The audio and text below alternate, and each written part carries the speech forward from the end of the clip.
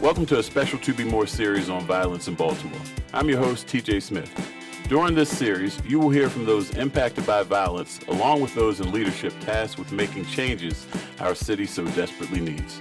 Be sure to check out the other related podcasts in these series that includes survivors who lost their children, the mayor of Baltimore, and the incoming state's attorney. Today, we are pleased to have with us Baltimore Police Commissioner Michael Harrison. The BPD is tasked with addressing the violence while adhering to the reforms of the consent decree and treading through the waters of politics. Good day, Mr. Commissioner, and thank you very much for joining us. Good morning to you, and thank you for having me. It's great to see you again. Yes, always a pleasure to speak to you. And I had the pleasure of knowing you before you got to Baltimore, and I know your heart is in the right place, and you were hired by one mayor. And quickly, it became a second mayor, and shortly thereafter, a third mayor. I know a lot of people have to wonder, how has that been?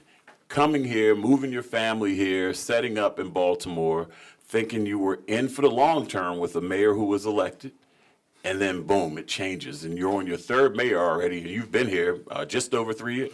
Well, first of all, I have said that and talked about that, but you're the first person to ever ask about it, so I greatly appreciate that. It has been a challenge, but my answer to what I tell people, my answer to you is the commitment I made was to Baltimore and to the people of Baltimore and to the issues I came to work with others to help to address. I did not come to solve it on my own, but I came to be a partner and to bring lessons learned from a city who dealt with very similar issues and who that city is now once again dealing with it again, as it has now risen to the number one place for murder in America once again. But so bringing lessons learned, my commitment was to the people of Baltimore, not to any one person. And what I have said is the person who brought me here is not the reason why I'm here. And so, yes, unlike the chiefs I talked to just last week as I was at a international Chiefs of Police conference in Dallas, you know, many of whom are working with a mayor who hired them or working with a mayor, but very few, if any, have been with 3 mayors in 3 years. There are some mayors who've been with 3 chiefs in 3 years, but not the other way around. So my wife and I are extremely committed. We always have been. And we continue to be committed, man. And so it's not about any one person. My loyalty certainly is to my appointing authority, but my real loyalty is to the commitment to the profession and my commitment to the work at hand, which I was hired to do. Yeah, and I mean, you've had to, or I don't want to put words in your mouth. I mean, have you gotten up in the morning a couple of times one day and said, man, I'm done. I'm done with this. This is too much. I mean, the politics keep happening. You come here and then the election starts, and there was controversy even before you got here with the police chief selection. Yes. So, you know, you're part of that revolving door, but you've been a sense of stability. However, it's been challenging. Have you ever just said, you know, I'm done with this? They can have the politics and they can have the stuff. Well, I have never gotten up in the morning and said I'm done. I've never gone to sleep at night and said I'm done. You know, I'm a very spiritual person. I pray. It's where I get my strength. Instead of thinking about how what I'm doing can be easier, I ask God to give me strength for things that seem to get harder. I just ask for more strength. I can't get more time. You know, can't get more of the other stuff. But I ask for strength to deal with what I have to deal with, and every day is a challenge. So yes, I wake up and get to work, and sometimes I'm frustrated. Sometimes I'm very, you know, I can be angry at the issues, at the politics. And it's not just one set of politics, it's multiple politics. And so people have asked me, you know, what's it like? I say, well, it's multiple stakeholders. You know, the community is a stakeholder. My boss is a stakeholder. He's my appointing authority. You know, the city council who represent, you know, various parts of the city. But we're in a consent decree. So the Department of Justice and federal judge is a stakeholder. You know, you have business community, you have the faith community, and everybody has an interest. Those interests are not always aligned. They're competing and they are conflicting. And I have to ask for strength and find ways to get personal and spiritual and emotional and professional strength to navigate that and deal with it. TJ, I just believe in doing the right thing for the right reason, and speak the truth, do the right thing for the right reason, even when it is unpopular. And very difficult. And very difficult. Yeah. And I told a group of recruits just yesterday who graduated from the academy, as I tell every group, right is always right, even when no one else is doing it. Wrong is always wrong, even when you see everyone else doing it. I believe in doing what's right for the greater good, even when it is unpopular, and sometimes against popular political interest. Yeah. Well, you mentioned it earlier. We're also going to get into the consent decree, but coming from New Orleans, that's the town you were speaking of that has unfortunately risen again to number one per capita. That's a tough place that you came from. They have a lot of problems similar to what Baltimore has: poverty, pockets of poverty, and a lot of violence. But looking at the ebbs and flows, of course, with the storm of 2005 there, we saw major reductions in crime over the years in New Orleans.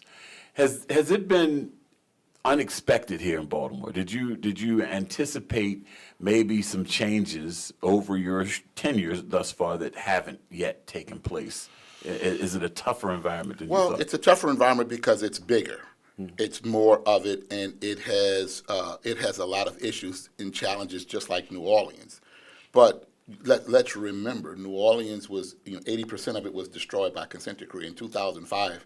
From October, Katrina, from August 29th to the end of the year, the city was empty, and the city was empty for a long time. Now, people came back, and when honest people came back, criminals came back as well, and we saw an insurgence of crime, even violent crime. The difference is New Orleans was rebuilt. They built 33 brand new schools. We built new police stations, new fire stations, new infrastructure, new homes, and a lot of it was built. A lot of it that was bad infrastructure was rebuilt, brand new, torn down and rebuilt. Baltimore has not had that, and so there are a lot of issues that are at play that cause people to be pulled toward crime or pushed toward crime. Things poverty, education, addiction, mental illness, housing, conflict resolution. A lot of that stuff was rebuilt by the city, by FEMA. That has not happened here, and we don't wish for a catastrophic event. Right. We never want that. What we are doing now in Baltimore is exactly what Mayor Landrieu did in New Orleans. He built a comprehensive strategy to deal with not just the strong enforcement for the violent offenders who were hell-bent on committing violent crime, but gave them a pathway away. It was called NOLA for Life, and incorporated in NOLA for Life was the group violence reduction strategy, which Mayor Scott is doing here. I have been talking about that since the day I landed. But it was the thing that caused New Orleans, at least in my 4 years, to see the reduction in violent crime. And in my last year, in 2018, murder went to a 30-year low. It hadn't been as low as it was since 1970. But that was the result of this comprehensive strategy. It was not, let me just be the first to say, it was not just policing. Mm-hmm. And I can't take all that credit. Although people in Baltimore say, well, I saw what you did in New Orleans. Well, what we did in New Orleans, I said and advocated for that to happen here. And it has happened. And now we're doing it. And now that we're seeing success, at least where we're piloting it in the Western District. Yeah, we're going to get into that group violence reduction strategy, but I don't want to go too deep into New Orleans, but I think people who are listening and watching hear that and say, okay, they need new schools, they need new infrastructure, they need jobs, they need more housing. All of that happened in New Orleans, and now we're talking about them back at this number one spot. What's wrong with the sustainability? How did that happen? Because if we're talking about doing that in Baltimore, how do we sustain it? We don't want to be a blip on the radar. I can't really speak for New Orleans. What I can tell you is that when we were in our group violence reduction strategy there, and we were arresting people on a state RICO charge, it was like a 5-year sentence. Well, many of them are coming up or have surpassed that 5-year sentence and have returned home. Whether they were rehabilitated or not remains the question. But it seems as though the country itself is moving toward. Here's what enforcement really means. See, when people say enforcement, people just stop at policing. TJ, enforcement is the initial contact with police, then prosecutions to conviction, then incarceration to rehabilitation. All of that is the definition of enforcement. And people only want to talk about enforcement. And I get asked all the time, what is the police department doing? What are you doing? Why can't you stop it? And when is it going to turn around? But they're only asking the question to the police department. They're not questioning anybody else in that system. And so you have seen progressive prosecutors change policies, not just here, but in many places. Mm-hmm. Some of that is the cause for it. But let's look at the real thing that has happened over the past 2 years. COVID hit, courts shut down, prosecutions came to a halt, which means indictments came to a halt. Grand juries weren't allowed to convene. So much of that work came to a halt for 18 months to 2 years, not just here, but in most places.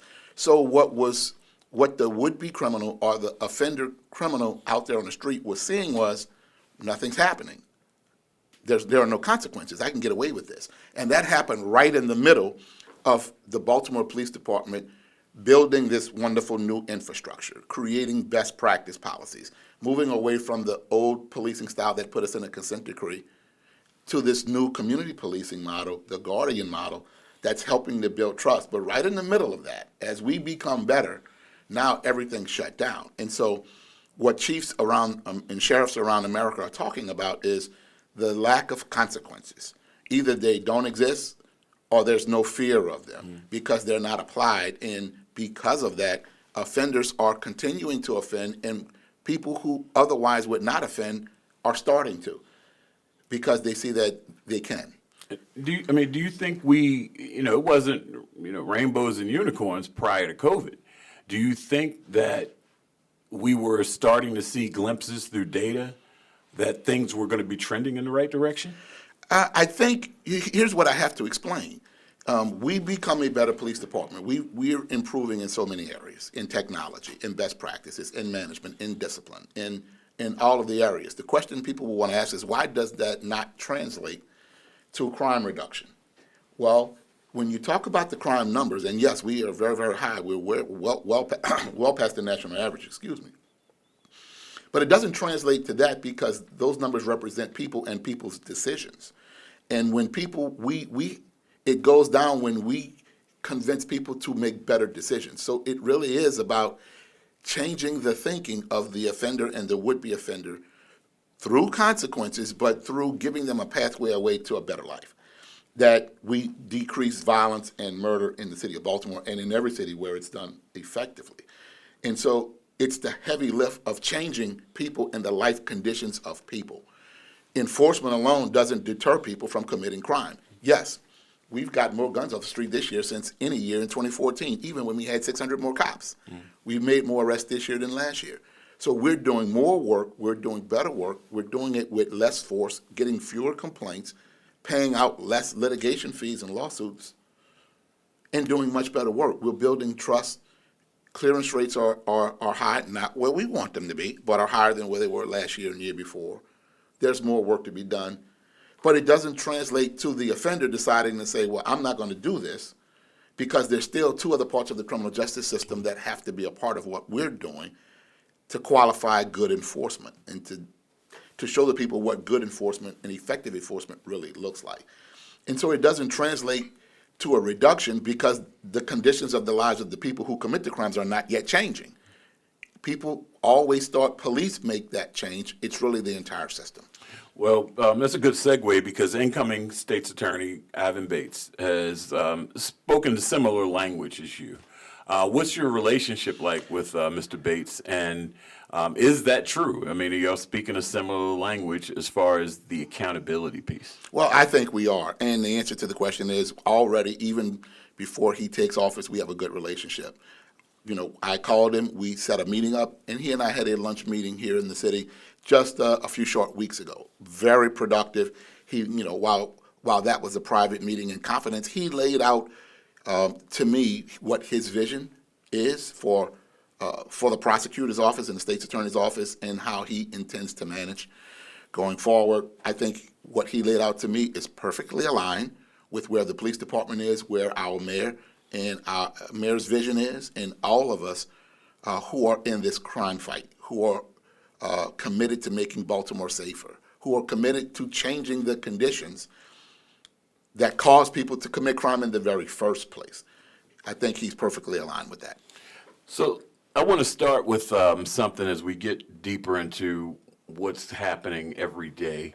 A question that always goes around social media, especially when some crime occurs, violent crime, was September an outlier of a month where there were, I believe, 14 murders, if I'm correct, somewhere in the neighborhood of 12 or 14, which is completely opposite of what we've seen every month since April of 2015. But what is the plan? People will say the plan isn't working. You'll hear that. What is the plan? What can you break it down just a bit for people to understand? What is the daily mission that officers are tasked to go out with and suppress violence? So, very good question. And many people I know ask you that. They ask me that as well. So there's a lot to unpack there. There is what's called a people strategy and a place-based strategy. In the people strategy, we're looking at violent offenders, we're looking at repeat offenders, and we're looking at people who are at high risk to be an offender. That is, people who are caught with guns, and we are arresting them, people who are with other people who have guns, people who are the victims of shooting and or the perpetrators of shooting, whether or not they were prosecuted or not.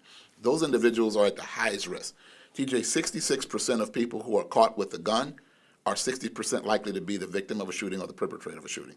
If they're caught with a gun twice, they're 99% likely to be the victim of a shooting or the perpetrator of a shooting or murder, meaning it's the same demographics.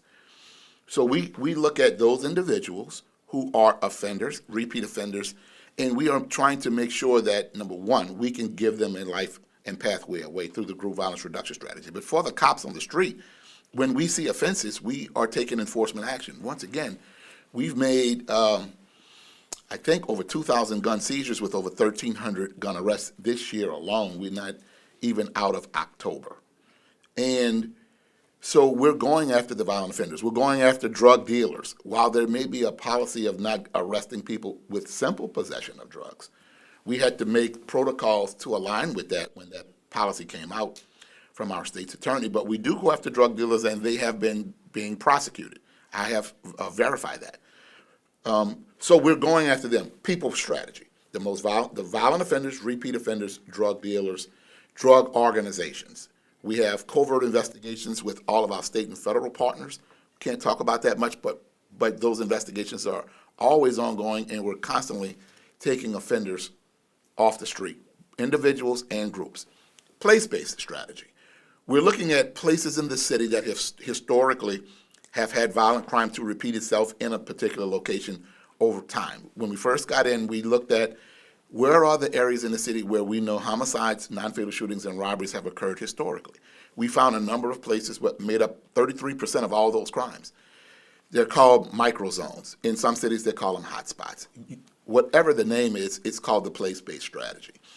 And then we're assigning patrol officers, district action team officers, to go to those areas. We started out with 133. We've reduced them because we've had some effect over the couple of years. Now they're down to about 85. Go to there 3 times during the shift. Now, if multiple officers on a shift all take turns, go to a location, get out the car, engage with the residents, the business owners, the community members for about 15, 20 minutes, and then leave, and then you go back to patrol answering calls. And if multiple officers do that in multiple areas, we can create an ecosystem of where we have high visibility, and we think we can deter at least crimes of opportunity. And so that's the place-based strategy, which we've seen some success. We have to know where crimes are committed, and we use data to inform us of that. So it's a data-driven and intelligence-driven approach. When you put the place-based strategy with the people strategy, then executing the warrants that are backlogged and going after those offenders who are out there who have warrants for robbery, for shooting, for murder, for rape, for all violent crime, even the minor offenses that are not violent crime. Picking those individuals up and having them to account. We arrest them, we have them to account. So together, that is the strategy. And then I lead the police department with a model called accountability-driven leadership. It's holding all the members of the department accountable, and if everybody performs to standard, then we can know that officers are performing well or they're not performing well, and that's at least a performance metric we can determine we need to improve in, because it's not translating in seeing reductions or deterrence. But when it comes to murder, when it comes to non-fatal shooting, those are not crimes of opportunity. Those are crimes of premeditation and crimes of passion, meaning individuals will encounter one another. They will become in a heated confrontation that becomes violent and sometimes deadly because of gun violence. Or a perpetrator seeks out or preys on another person until they find them and take their violence out against them, neither of which can be predicted. Those are crimes of premeditation, crimes of passion. The others are crimes of opportunity, which police deterrence can have some effect on. And do you feel like we've seen a reduction? This is well beyond your time here. It's the same areas. Yes. It's Western District is seeing a bit of ebbs and flows where it's lower this year, and we can point to the GVRS, but it's the same areas. Carrollton Ridge, it's going to be violent there this year and next year. And this is beyond the police department, in my opinion, because the conditions there are horrible. So what data tells you that specifically looking at these particular areas, we're seeing reductions? Well, when we're seeing a 33% reduction in homicide in the Western, I believe above 25% in non-fatal shootings, because the GVRS has been there now almost a year. And we want to scale that at some point in the very near future to somewhere else in the city that really needs it. But that is because we are affecting young men who are changing their lives and deciding, I'm not going to participate in gun violence. So we really have people that are would-be murderers that say, all right, I'm gonna get this job. We believe that those people exist. Yes, those people exist. And the MONSE, the Mayor's Office of Neighborhood Safety and Engagement, is leading the GVRS, and with state partners at the State's Attorney's Office, the Police Department, MONSE, federal partners. We're working there, and it's not just deterrence, because we are taking down drug organizations and violent crime organizations, but there are also people who are changing their lives saying, I'm just not going to do this anymore. I'm going to accept your help and get on the right path. We did a call-in. You may remember what the call-in is, where we bring these young men into a room, and there are two messages given to them. One, a message of, we will stop you, or we will help you. You have to choose. And we had a very intimate conversation with those young men. And when they step up and accept our help, there's intense social services and wraparound services given to them. The goal is to change all the conditions in their lives so that they don't have to resort to that life of violence. So I'm going to play devil's advocate, because these are the questions that people are asking. The concept sounds good, but we're talking a hardened criminal who has a gun that they illegally acquired. I'm thinking of killing somebody, but wow, there are options for me. I'm going to walk away from violence. But what people see, and you hear almost daily in Baltimore, is the city can't even handle these squeegee people in the corner. How do we reconcile our plan? And this is not just a police department, it's a holistic approach, you're using that word. How we reconcile we can get this hardened criminal with a gun, but we can't deal with the squeegee issue? Well, that's a very, very nuanced issue. I have been part of this squeegee collaborative since its inception, after this horrible incident that happened on Conway and Light With Street. Timothy Reynolds. So Yeah. I've been a part of that. I've only missed 2 meetings. One, I was on vacation. One, I was at a police conference. And it is very nuanced, because there are constitutional issues at play that have caused us to think about how are we enforcing constitutionally and equitably. Think about this. It's not as easy or black and white as some would say. Just enforce the law. brilliant attorneys and lawyers, police chiefs, mayors have been doing this for now 40 years and have not been able to come up with a solution. So it is Only in Baltimore. The constitutional issue only seems to be an issue in Baltimore. But so it has to be done equitably. And so we are working with the collaborative to figure out how to, number one, help the young men not want to do that, and number two, by providing everything they need, which are their life conditions need to be met and addressed. Number two, if and when we have to enforce, what does that enforcement look like? How is it done? What are the issues for adults versus minors? What are the issues when it comes to use of force or their resistance for a minor offense like squeegeeing, if and when there's a police interaction? And all of that has to be worked out. And so, yeah, we're working on that. But it's the same thing. They are doing that because they otherwise can't do what you and I can do. And so they have turned to that to satisfy their life conditions. And guess what? What they're asking is, the only way I can not do this is if you pay me X amount of dollars, which is probably more than most people make, pay me every day, and pay me in cash. And by the way, I'm going to wear what I want to wear, and I'm going to show up on them. And I think it's all of that. This city, sometimes kids, the ones that are kids, they have to be told what to do. They don't really have a word and a say in what they're going to do. And I don't want to go way down the rabbit hole of the squeegeeing issue, but it is an issue that it's a daily quality of life issue that a lot of people are talking about.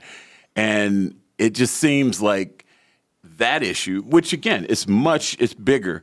And I'll tell you candidly, I had an issue with the police having to go out there and guard or babysit them when we should have other agencies managing them. If we want to move away from making it such a criminal issue, get your officers. Why your officers have to be involved in it? Well, the officers are not babysitting the individuals who are out there squeegee working. We're out there to make sure other crimes, because we had a homicide committed as a result of a squeegeeing incident. I have to make sure, at the request of all of the stakeholders who I talked to you about earlier, and balance that. But I have to make sure crimes like damage to property, crimes like assaults, crimes like, carrying a gun and assaulting crimes someone like with the a gun. squeegee people damaging property. Well, them damaging property or motorists assaulting the squeegee workers. I have to make sure that those kind of crimes are not happening while we work to figure out how the city is going to deal with the holistic long-term issue. And I get it that's not really something that you have carte blanche decision making on. But I totally get that. I have to balance the priorities, because with a critical manpower shortage, with the elevated need for police services and people counting on police to come deal with a lot of issues around the city, crime issues, balancing how we prevent serious crimes from happening at intersections across the city. I have to balance that. No, we don't. We never want to consider ourselves babysitting any squeegeeing, but we're trying to prevent more serious crimes from happening. That's what a lot of people think. But I'll say this, the incoming state's attorney, he disagrees with the constitutionality, and the judicial branch interprets the law, and he believes that it can be prosecuted if necessary. So we'll see what happens. A few months, it could get a little bit different. With that, you brought up the staffing, and I asked the mayor this question as well.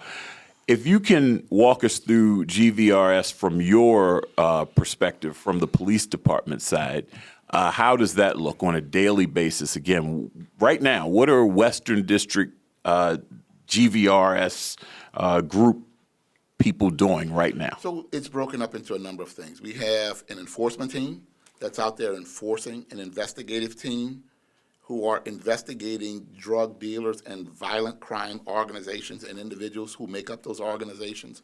And we've already taken 2 of those groups off the street through arrest. We're working on others. So there's enforcement, there's investigations, detectives who are doing investigations, there's outreach.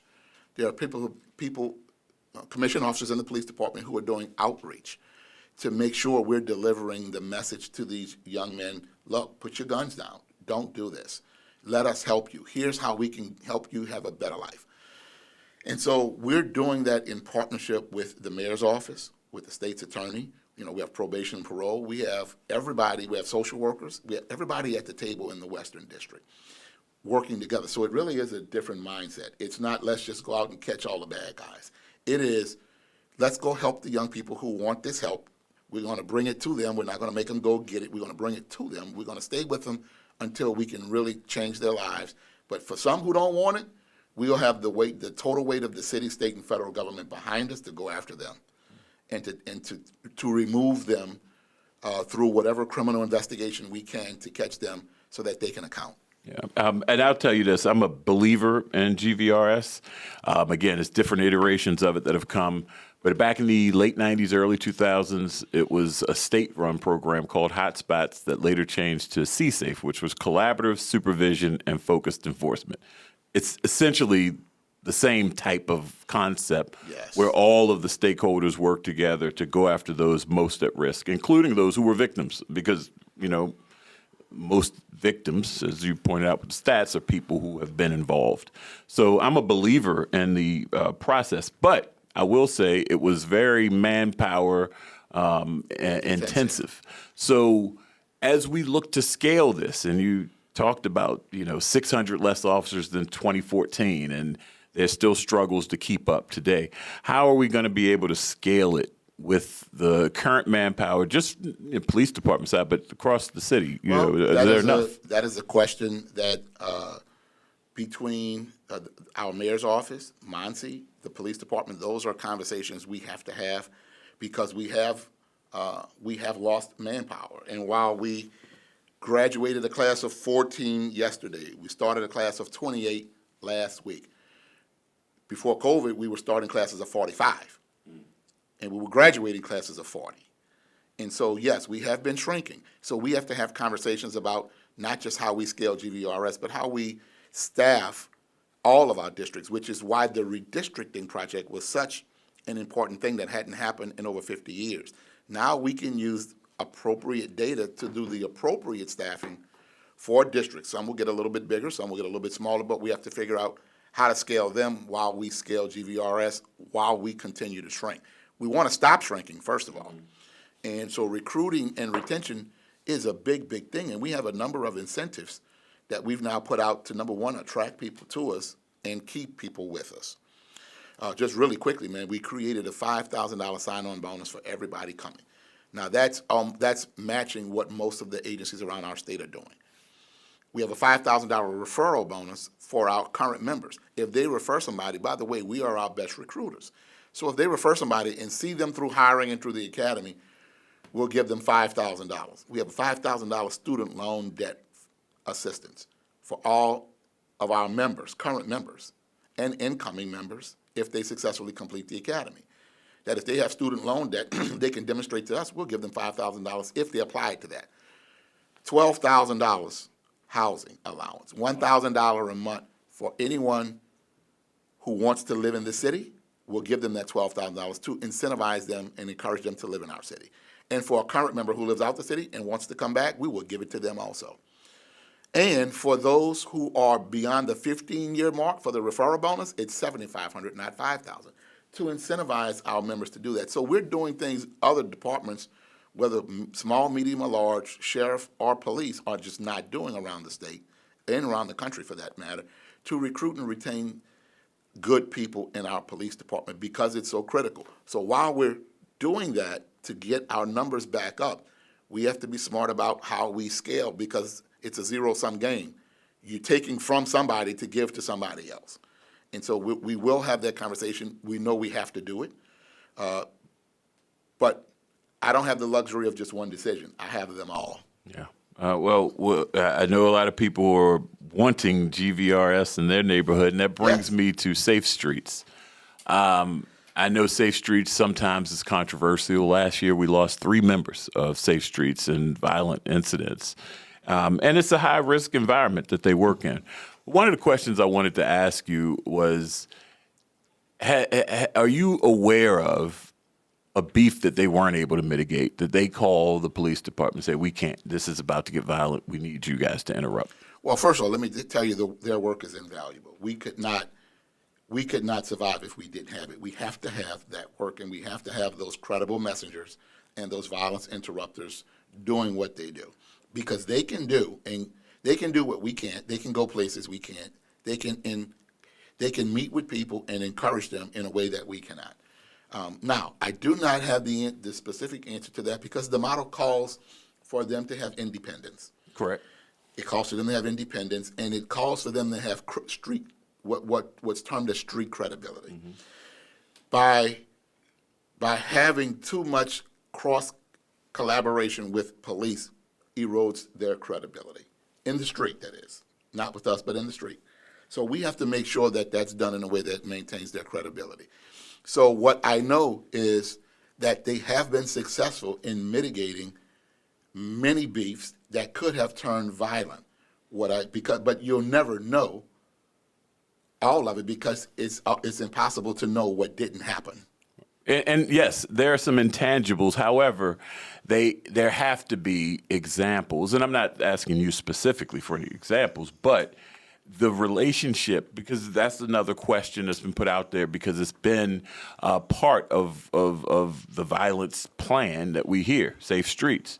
And I'm a supporter, but the question is, in situations, unless they have a 100% track record of mitigating a beef, where it's like these two are too far gone, do they have some sort of liaison? And I get the independence to be able to get the information to police to ensure the violence doesn't happen because they can no longer handle it. Well, I will answer it this way. There are sometimes we know when that happens, when the feud or the beef is so strong that violence is likely to happen or retaliation is likely to happen, even though there are people trying to intervene and create interventions.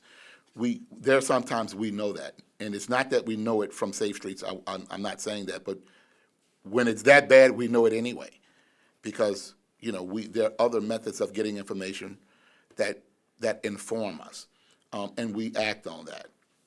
What I can say is that our situation is a bad situation. We have very, very high numbers. We have a lot of people committing violence, a lot of people victims of violence. It would be far worse if not for Safe Streets. And we need them. Scary to think. We need them to do that work. Somebody has to do it, and we need them to do that work. And I'm supportive of the program. Right. I want to jump into the consent decree real quick. We are about 5 years in. Your former town, New Orleans, asked to get out of the consent decree. Could you see yourself asking that? And by the way, I did ask the mayor to kind of give you a different job. Maybe you can oversee the consent decree type implementations being outside of the consent decree. Should we still be in the consent decree? I know you have to say yes, but do you think we should still be in? At the moment, yes. At the moment, yes. There comes a time, and I will say that Judge Bradar and the DOJ and the monitoring team are all working with the end goal of the department being out of the consent decree. But it's not framed, let's get out of the consent decree. It's framed, let's be in compliance, let's turn it into a great department. That's more important to create a good department than saying, let's just get out of the consent decree. And where are we on compliance? Because, there's a lot of misunderstanding of what the consent decree is. The street level is the consent decree is handcuffing officers. And Mayor Cantrell actually used those words when she asked to get out. This is the mayor of New Orleans. Where are we with compliance to get closer to that end goal? Well, let me start by saying this, because this is very important. The consent decree doesn't handcuff officers. Michael Harrison is saying that to T.J. Smith on his show, because the Constitution has not changed. No laws have changed. No rules have changed. We only want officers to do the job the right way, and the consent decree makes us document and prove that we're doing it the right way and not the wrong way.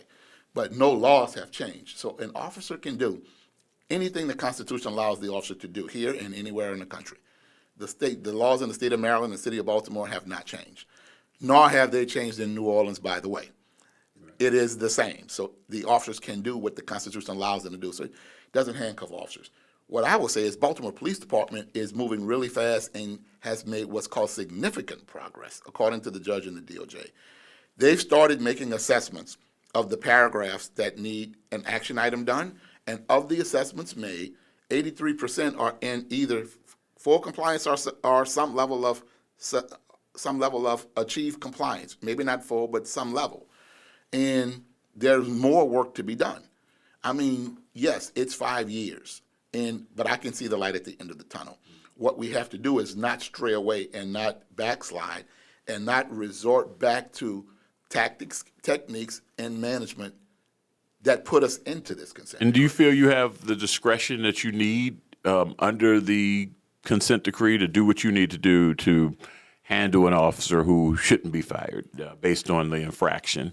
Do you feel like you have that discretion right now? Well, I have that discretion. I absolutely have that discretion. But the consent decree doesn't determine whether or not I take a particular action on a particular thing. It's do you have the infrastructure built, the systems of accountability built to inform you of things so that you can prevent them to the extent you can? And do you have the infrastructure and systems of accountability built that when it happens, you respond appropriately when it does happen? And is that system fair, equitable, and constitutional? The answer is yes, we have that, and we're building it and making it better. It is not the consent decree does not mean an officer will never make a mistake again. It does not mean an officer will not do something wrong intentionally again. It means do we have systems to prevent it to the extent that we can? Yes. Do we have systems to inform us to respond appropriately when we find out? Yes. And when we find out that someone else knew and didn't respond appropriately, there's systems to deal with that and those people as well. That's what the consent decree is about, building trust, at least in the regard of discipline. So switching gears again and hitting the ghost guns. The Polymer 80 is one, the built through pieces, but then the ones with the serial number scratched off, effectively ghost guns. You can't really trace them, right? As big of an issue as that is, do you support any more legislation? I've been pretty strong on mandatory minimums, and I know, again, that's a bad word for some, but we're talking about for a violent crime. And possessing a gun in Baltimore City is pretty much a violent crime. It's a step away from murder. Do you think we need anything more to hold these offenders accountable that are putting this stuff together that y'all are recovered at a record rate this year? At a record rate, 378 this year alone. In 2018, we seized 9. Are they more?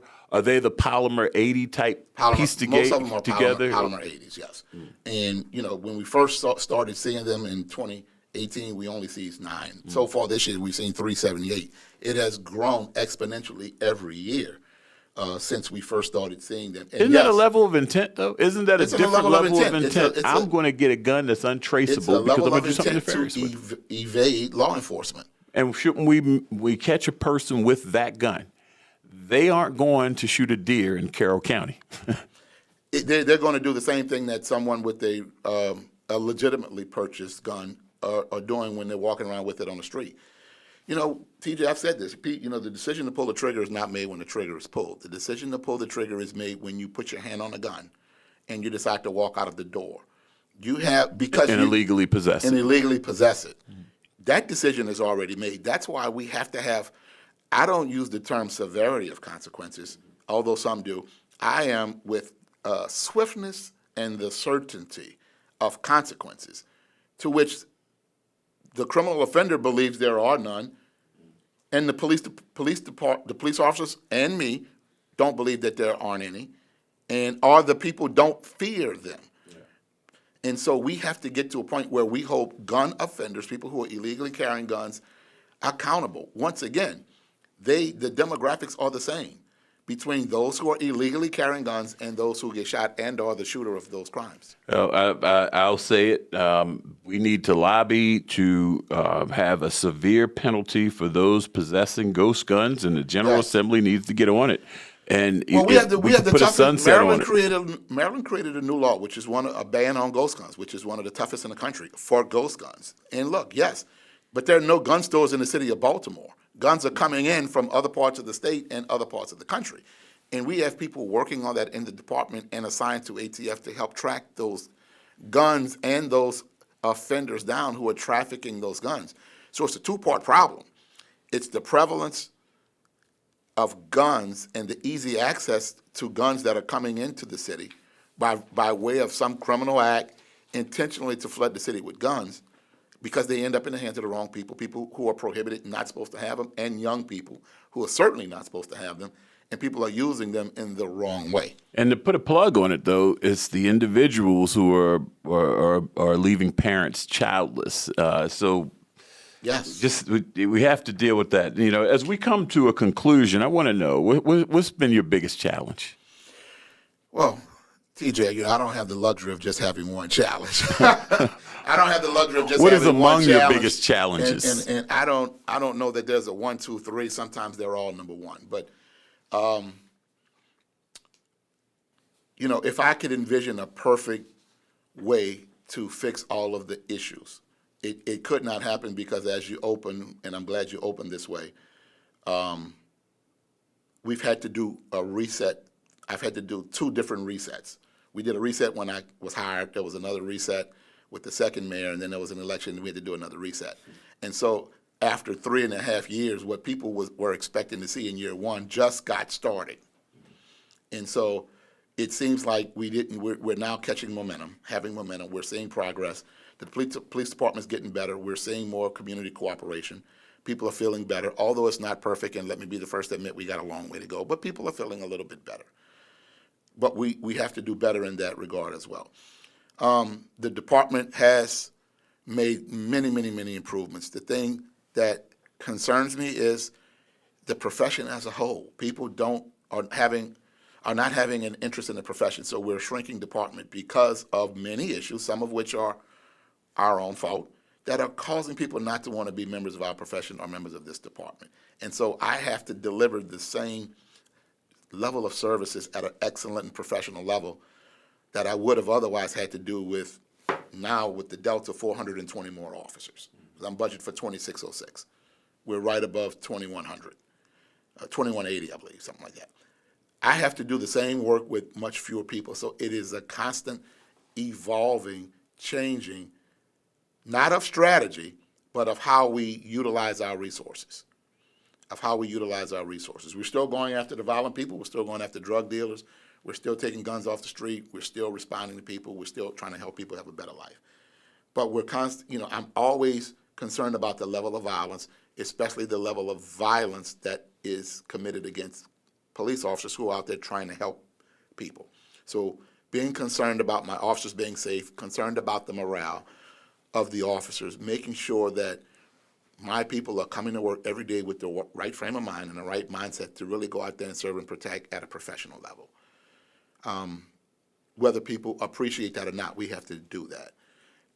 And then the politics, navigating the politics. There are so many competing and conflicting interests, not just among outsiders and external people like the business community, faith community, academic community, but even inside government sometimes. And we're in a consent decree, so there's a constant navigation of how do we do this, unlearn the bad behaviors and tactics and techniques, reteach and relearn the best practice behavior and techniques, and do it all in a constitutional way that complies with the consent decree, while saying we're doing it because it's the right thing to do. We're not doing it because the consent decree makes us.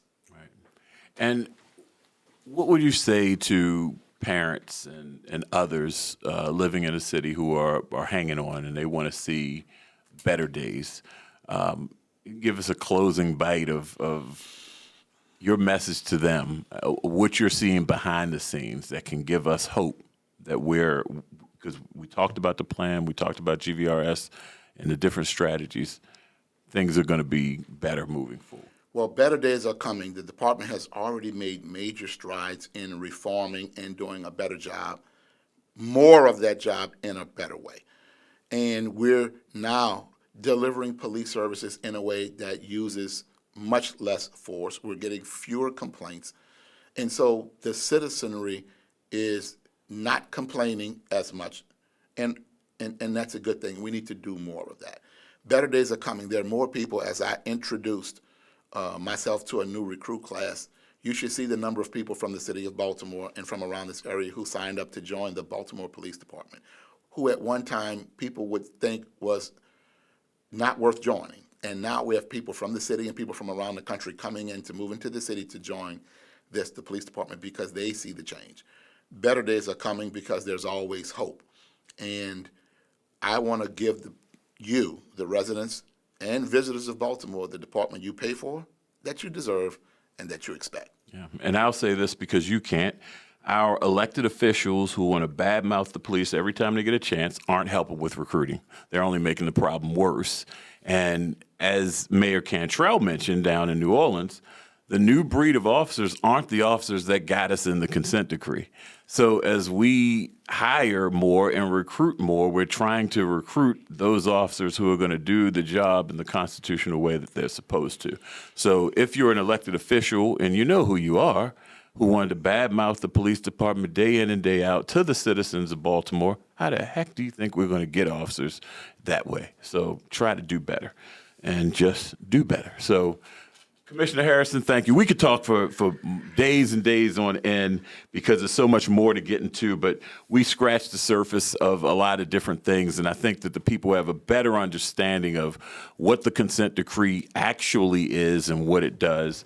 GVRS, the Group Violence Reduction Strategy, of course, and the daily day-to-day plan to address the cells in this area. So thank you very much for being here. Thank you, TJ. I always look forward. Let me know when you'd like to do this again. I appreciate it. And thank all of you for tuning in to this special series of To Be More podcasts. You can, of course, find us where podcasts are located and watch the video on YouTube, WMAR 2 News, Baltimore. Thank you very much, and we will see you next time.